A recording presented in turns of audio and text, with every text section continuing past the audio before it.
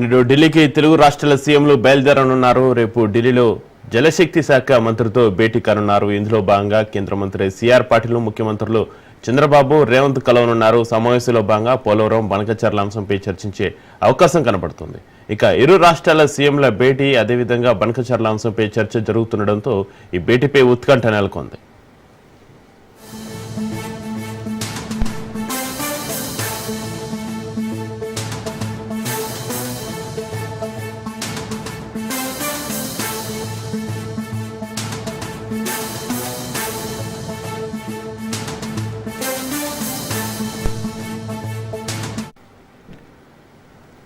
నేడు ఢిల్లీకి తెలుగు రాష్ట్రాల సీఎంలు బయలుదేరనున్నారు. రేపు ఢిల్లీలో జలశక్తి శాఖ మంత్రితో భేటీ కానున్నారు. ఇందులో భాగంగా కేంద్ర మంత్రి సిఆర్ పాటిల్ ముఖ్యమంత్రులు చంద్రబాబు, రేవంత్ కలవనున్నారు. ఈ సమావేశంలో భాగంగా పోలవరం, బనకచర్ల అంశంపై చర్చించే అవకాశం కూడా కనబడుతుంది. ఇరు రాష్ట్రాల సీఎంల భేటీ, అదేవిధంగా బనకచర్ల అంశంపై చర్చ జరుగుతుండటంతో ఈ భేటీపై ఉత్కంఠ నెలకొంది.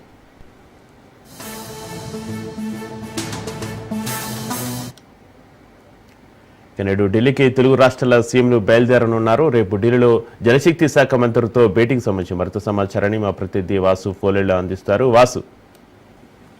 Thank you Chakri. AP CM Chandrababu Naidu అలాగే తెలంగాణ సీఎం రేవంత్ రెడ్డి కూడా ఢిల్లీ పర్యటన ఖరారైంది.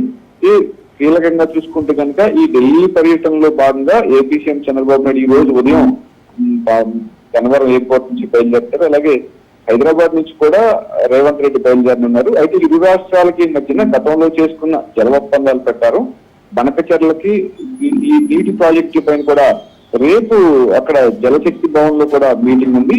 అయితే ఈ రోజున జలశక్తి భవన్ జలశక్తి మంత్రి జైల్ శక్తి సిఆర్ పాటిల్ తో సమావేశం కానున్నారు. ఈ సిఆర్ పాటిల్ తో సమావేశం అప్పుడు పలు అంశాలు కూడా చర్చకు రానున్నాయి. కీలకమైన అంశాలు చర్చకొచ్చే అవకాశం ఉంది. అంటే ఇరు రాష్ట్రాల మధ్యన ఇప్పటి వరకు కూడా అంటే దీనిపైన బనకచర్ల ప్రాజెక్టు పైన ఎలా ఈ సమస్యను పరిష్కరించాలి అంటే ఇది కేంద్ర అంశంతో ముడిపడి ఉంది కనుక కేంద్ర మంత్రి సిఆర్ పాటిల్ తో సమావేశం అవుతారు. ఎలా చేయాలా ఏంటా అంతా కూడా ప్రధానంగా అక్కడ జరుగుతుంది. అయితే ఏపీ సీఎం చంద్రబాబు నాయుడు మాత్రం మరికొద్ది సేపట్లో ఢిల్లీ బయలుదేరుతారు. మధ్యాహ్నం 1 గంటకి ఢిల్లీ చేరుకుని కేంద్ర మంత్రి అమిత్ షాతో భేటీ అవుతారు. 2:30 గంటలకి జన్పద్ లోని నీతి ఆయోగ్ సభ్యులు డాక్టర్ వికే సరస్వత్తో సమావేశం ఉంది. అది అయిపోయిన అనంతరం మళ్ళా 3 గంటలకు మెట్రో రైలు ఎండీతో భేటీ అవుతారు. అంటే విజయవాడ, విశాఖపట్నంలో ఇప్పటికే మెట్రో రైలు ఏర్పాటు చేయాలని చెప్పేసి కూడా ప్రస్తుతం ప్రతిపాదనలు వచ్చినాయి. ఈ ప్రతిపాదన నేపథ్యంలోనే విశాఖపట్నంలో తొలిసారిగా కూడా ఈ మెట్రో ఎప్పుడు ఏర్పాటు చేస్తారు, దానికి ప్రధానమైన అంశాలేంటి, దానిపైన కూడా జరిగే అవకాశం కూడా కనిపిస్తుంది. ఈ మధ్యాహ్నం 3:30 గంటలకు మూర్తి మార్గు 3లో పివి నరసింహారావు గారు ఈ సంస్కరణలో ప్రసంగించే పరిస్థితి. అంటే పివి నరసింహారావు గారు ప్రధానమంత్రిగా చేశారు కనుక ఆ సంస్కరణ సభలో కూడా ఆయన గురించి ప్రసంగిస్తారు. సాయంత్రం 7 గంటలకు ఐటీ శాఖ మంత్రి అశ్విని వైష్ణవ్ తో సమావేశం అవుతారు. మనకి ఇప్పటికే అమరావతి కేంద్రంగా క్వాంటమ్ లాంటి ఎన్నో సంస్థలు ప్రస్తుతం ముందుకొచ్చే పరిస్థితి కూడా కనిపిస్తుంది. ఈ క్వాంటమ్ సంస్థకి అంటే కంప్యూటరైజేషన్ కి అడ్వాన్స్డ్ ఎలా టెక్నాలజీ ఎలా వాడుకోవాలి, దాంతో సమావేశం కావాలంటే కూడా పలు సంస్థల్ని మనం ఈ క్వాంటమ్ వైపు కూడా ఆహ్వానించే పరిస్థితి కూడా ఉంది. దీని మూలంగా అమరావతి రాజధానిలో నూతనంగా ఏర్పాటు చేయవలసిన ఈ క్వాంటమ్ సంస్థకి ప్రధానంగా కూడా ఇప్పటి వరకు ఏమేమి చర్చలు జరిపారు, దీనిపైన గతంలో మనకి 28వ తేదీని కూడా ఇక్కడ 28, 30 తేదీలో కూడా ఈ క్వాంటమ్ కంప్యూటర్ సెంటర్ పైన కూడా ప్రత్యేకంగా చర్చలు జరిపారు. దానిపైన వర్క్షాప్ కూడా విజయవాడలో జరపడం జరిగింది. దానికి సంబంధించిన అంశాలతో కూడా అశ్విని వైష్ణవ్తో సమావేశం అవుతారు. 16వ తేదీ బుధవారం అంటే రేపు కేంద్ర కార్మిక శాఖ మంత్రి మన్సుఖ్ ఎల్ మాండవితో భేటీ అవుతారు. మధ్యాహ్నం 2:30 గంటలకు జలశక్తి భవన్ లో షెడ్యూల్ ప్రకారమే అంటే ఏదైతే అక్కడి నుంచి తెలంగాణ నుంచి కూడా రేవంత్ రెడ్డి గారు, విజయవాడ నుంచి కూడా చంద్రబాబు నాయుడు గారు బయలుదేరి అక్కడికి వెళ్తారు కనుక జలశక్తి భవన్ లో కూడా ప్రధానంగా ఈ చర్చ ఇద్దరు సీఎంలతో కూడా జలశక్తి భవన్ మంత్రి పార్టీతో సమావేశం కీలకంగా మారే పరిస్థితి కనిపిస్తుంది. సాయంత్రం 4 గంటలకి కేంద్ర ఆర్థిక మంత్రి నిర్మలా సీతారామన్ తో భేటీ అవుతారంటే ఇప్పటి వరకు అమరావతి అభివృద్ధి చెందుతున్న నేపథ్యంలోనే మనకు రావాల్సిన బడ్జెట్ ఎంతెంత బడ్జెట్లు కావాలి, ఎంతెంత కేటాయింపులు కావాలన్న అంశం ప్రసంగిస్తారు. ఈ 2 రోజుల క్రితం కూడా ఏపీ సీఎం చంద్రబాబు నాయుడు రాష్ట్రం నుంచి కూడా ఆర్థిక వనరుల అధికారులతో కూడా మాట్లాడటం కూడా జరిగింది. అంటే ఎట్లా రాష్ట్రంలో సంపదను అభివృద్ధి చేయాలి, దానికి సంబంధించిన వివిధ శాఖల అధికారులతో కూడా మాట్లాడేందుకు సేల్స్ ట్యాక్స్ కానివ్వండి, ఎక్సైజ్, అలాగే భూగర్భ ఖనిజ ఉత్పత్తుల సంస్థలు కానివ్వండి, స్టాంప్స్ అండ్ రిజిస్ట్రేషన్ శాఖ, వీటన్నిటిలో కూడా రెవెన్యూ శాఖ వీటన్నిటిలో కూడా ప్రధానంగా మాట్లాడటం జరిగింది. అలాగే 16వ తేదీ అక్కడే బస్ చేసి గురువారం ఉదయం మరలా 9:30 గంటలకు ఢిల్లీ నుంచి చంద్రబాబు బయలుదేరి అమరావతికి చేరుకునే పరిస్థితి కూడా కనిపిస్తుంది.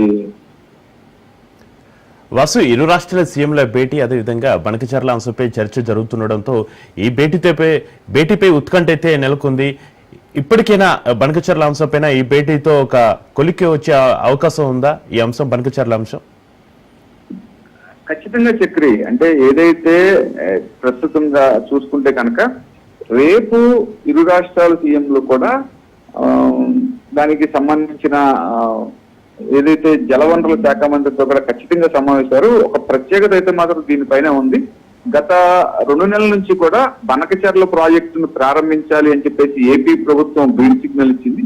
అయితే బనకచర్ల ప్రాజెక్ట్ ని ఎలా ప్రారంభిస్తారు, ఇది తెలంగాణ అంశంతో ముడిపడి ఉంది కనుక తెలంగాణ నుంచి వచ్చే నీటి వాటాకి మీరు ఏమి సమాధానం చెప్తారని చెప్పేసి కూడా తెలంగాణలో ఇప్పటికే కొన్ని రాజకీయ పార్టీలు కూడా కొంత ఇబ్బందికర పరిస్థితులు నెలకొన్నాయి. దీని మూలంగా ఇరు రాష్ట్రాల మధ్యన కూడా నీటికి సంబంధించి నీటికి సంబంధించిన అంశాలతో పలు అంశాలతో కూడా ఇబ్బందులు పడే పరిస్థితి. అయితే దీనికి ఇప్పటికే దీనికి బనకచర్ల ప్రాజెక్ట్ నిర్మించాలి. ఆ నీటిని ఏదైతే రాయలసీమ ప్రాంతంలో అభివృద్ధి చెందేందుకు కూడా నీటిని మరలించాలని చెప్పేసి కూడా ప్రధానమైన అంశాలతో ఆ బనకచర్ల ప్రాజెక్టుకి శ్రీకారం చుట్టడం కూడా జరిగింది.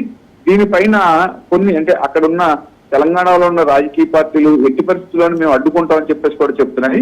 దీన్ని ఎలా పరిష్కరించాలి అంటే ఇరు రాష్ట్రాల మధ్యన నీటి సమస్య కనుక దీన్ని ఎలా పరిష్కరించాలని చెప్పేసి మాత్రం మంత్రి సిఆర్ పార్టీతో కూడా సమావేశం అవుతారు.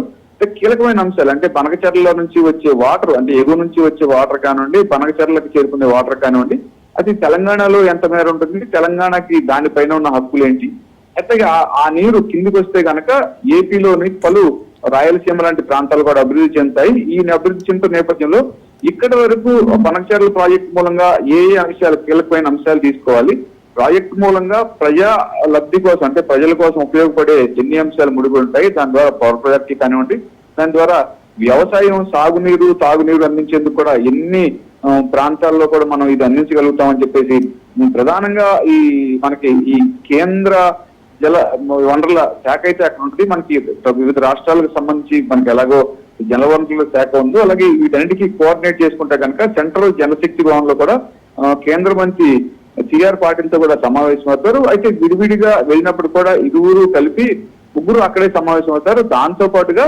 నీటి ప్రవాహం ఏదైతే ఉందో దానికి సంబంధించి central circulation of water board అని కూడా ఉంటుంది. ఈ వాటర్ బోర్డుతో కూడా సమావేశం అవుతారు.